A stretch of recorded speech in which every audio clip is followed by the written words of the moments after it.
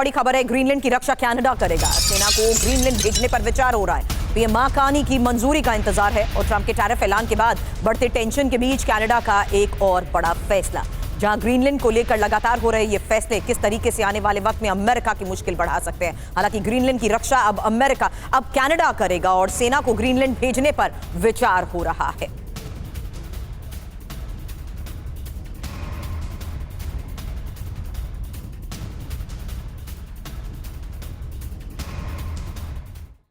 तो फिलहाल बड़ी खबर यह है, ग्रीनलैंड पर का डर, जहां वर्ल्ड वॉर 3 का डर, क्योंकि ग्रीनलैंड की रक्षा अब कनाडा भी करेगा और कनाडा के पीएम माकानी का यह ऐलान, अमेरिका की बजाय नेटो का साथ देंगे। ग्रीनलैंड को यूएस का हिस्सा नहीं बनने देंगे और डेनमार्क किंगडम का हिस्सा है ग्रीनलैंड। बड़ी बात यह कि ग्रीनलैंड सेना भेजने पर विचार कनाडा कर रहा है। सेना भेजने के फैसले पर पीएम माकानी की मंजूरी का किया जा रहा है इंतजार। वहीं ब्रिटेन कैसे अब बड़े युद्ध की तैयारी कर रहा है। एक बड़ी खबर है, अपनी सेना का विस्तार ब्रिटेन करेगा। ब्रिटेन के रक्षा मंत्रालय के ये ऑर्डर है, रिटायर्ड जवानों को वापस बुलाने की तैयारी, जहां 65 साल तक के सैनिकों को बुलाने का यह प्लान बनाया गया है।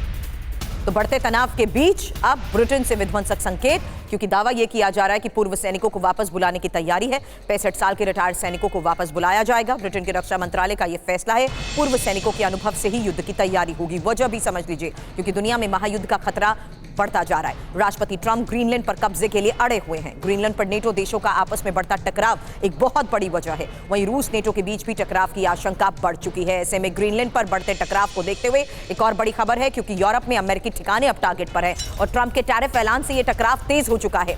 नेटो ने कह दिया है, हम ब्लैकमेल नहीं होंगे।